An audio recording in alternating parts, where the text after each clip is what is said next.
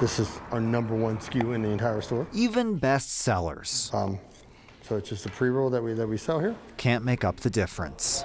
It's a losing battle right now. Lance Perryman says sales at his Denver dispensaries are down about 30%, much worse than his 5 other Colorado stores. In my opinion, it's the worst city to operate a cannabis business in right now. He blames a decline in foot traffic and tourism, plus an increase in minimum wage and regulation. If you're profitable in Denver as a dispensary, then props to you. It doesn't happen very often. It's more challenging now than it was 2 years ago, 3 years ago, 5 years ago. It's getting more and more difficult. Denver says marijuana sales revenue dropped 22%, $110 million last year.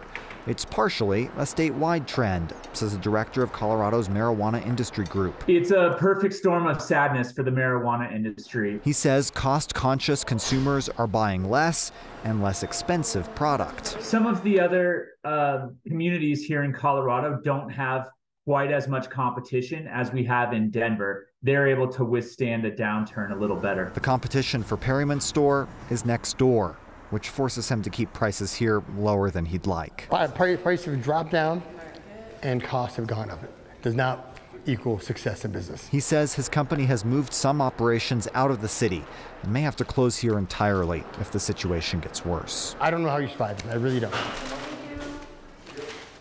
Perryman wants less government regulation of the industry, but there's no indication that's coming anytime soon.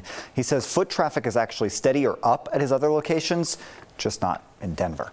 Kyle. You also have to wonder, though, Cole, if oversaturation isn't part of the problem. I mean, the old joke that Denver has, more weed stores than Starbucks, there's one on every corner and sometimes they're next to each other. Like, there might be something to that, too. Exactly, and that's the case here, is he's literally right next door to another dispensary, which is driving his prices down, which is impacting his bottom line as well. That is definitely a huge part of this story, too. Cole Sullivan, thank you.